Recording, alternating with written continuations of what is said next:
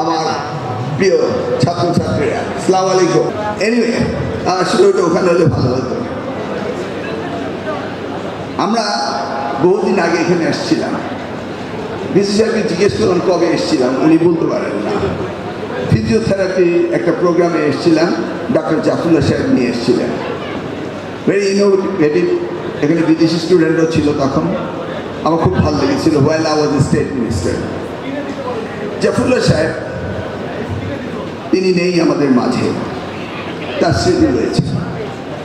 নাম দিয়েছেন গণ বিশ্ববিদ্যালয়, জনগণের জন্য করেছেন এবং এখনো একইভাবে চলছে।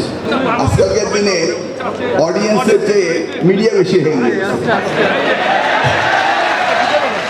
আমাকে নিয়ে প্রতিদিনই ট্রল চলছে, হ্যাশট্যাগ চলছে। চিটাগাঙ্গে ফ্লাড, আমরা ফ্লাড দেখে যেখানে ফ্লাড সেখানে আবার পরীক্ষা বন্ধ করে দিয়েছি। আবার সারা দেশব্যাপী এসএসসি 26 হ্যাশট্যাগ দিচ্ছে আমাকে নিয়ে। কেন সারা দেশে পরীক্ষা বন্ধ করলাম না? মানে ওয়ান্ডারফুল মিডিয়া, যা ইচ্ছে তাই বলবে এবং যাকে যা ইচ্ছে ক্রিটিসাইজ করবে। Doesn't matter. স্টুডেন্টরা শিক্ষামন্ত্রীর বিরুদ্ধে খুব সিলি ওয়ার্ড ইউজ করে।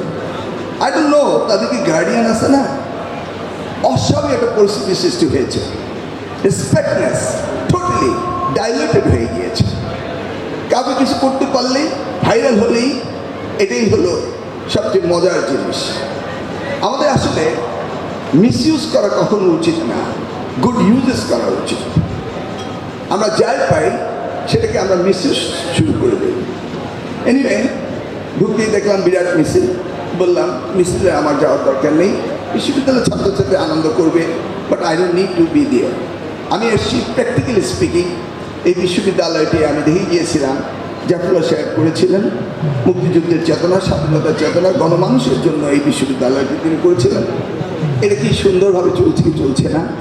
এই ধরনের বিশ্ববিদ্যালয় যেখানে নন প্রফিটেবল, সবগুলি কিন্তু নন প্রফিটেবল ট্রাস্টি, কিন্তু they takes the golden shoes from the authority.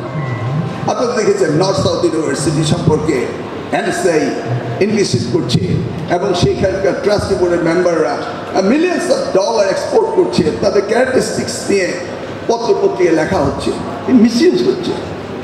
এদের বহু বিশ্ববিদ্যালয় রয়েছে। আমরা আবার চাচ্ছি যে বাংলাদেশকে যেন আমরা ইন্টারন্যাশনালি হাব করতে পারি এই এডুকেশন সেক্টরে। Very recently I went to UK. সেখানে ইন্টারন্যাশনাল এডুকেশন ফোরামে মোর দেন 150 কান্ট্রিজের মিনিস্টাররা গিয়েছিল। তা আমিও সেখানে ইনভাইটেড গেস্ট, যাব না কিন্তু পরে গেলাম। মোটামুটি যেতেই হলো, যেতে চাচ্ছিলাম, আমি খুব ব্যস্ত। কারণ আমরা জাস্ট বন্ধু হয়েছি। আমাদের এই সেক্টরে সবচেয়ে বেশি দুর্বলতা রয়েছে, অনেক কাজ করা রয়েছে। আর শিক্ষা মন্ত্রণালয় যদি কাজ শুরু করি আজ থেকে 4 বছর পরে, ইটস নট ইউজফুল। আমাদের ডে 1 থেকে কাজ করতে হবে। সেই জন্য যেতে চাইনি। তারপর গেলাম, গিয়ে দেখলাম আমাকে সবচেয়ে বেশি ইম্পর্টেন্ট দেওয়া হচ্ছে। তা আমি জানতে চাইলাম যে why would I gave so much important, আমাকে তারা কেন দিল?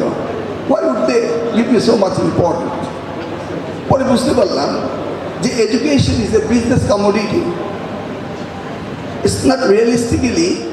জাফরুল্লাহ সাহেব যে কনসেপ্ট থেকে ইউনিভার্সিটি করেছেন গণমানুষের জন্য, দ্যাটস নট দ্য কনসেপ্ট ইংল্যান্ডে বা অন্যান্য দেশে এখন তারা রাখে।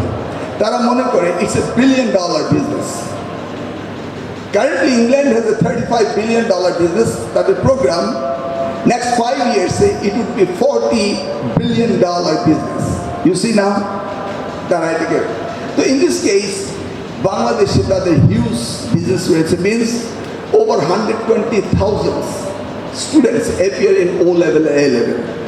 এবার বুঝতে পারেন কী পরিমাণ বিজনেস তাদের। তো সেই জন্য আমাকে তারা সবচেয়ে বেশি প্রায়োরিটি হিসাবে দিয়েছে। It's good to know that তারা আমাকে প্রায়োরিটি দিয়েছে। But at the same time আমাকে তো আইডেন্টিফাই করতে হবে এই O level A level থেকে 120,000 স্টুডেন্ট অ্যাফ্লুয়েন্ট সোসাইটির স্টুডেন্টরা সেখানে লেখাপড়া করে, না আমার এই প্রিয় ছাত্রছাত্রীরা।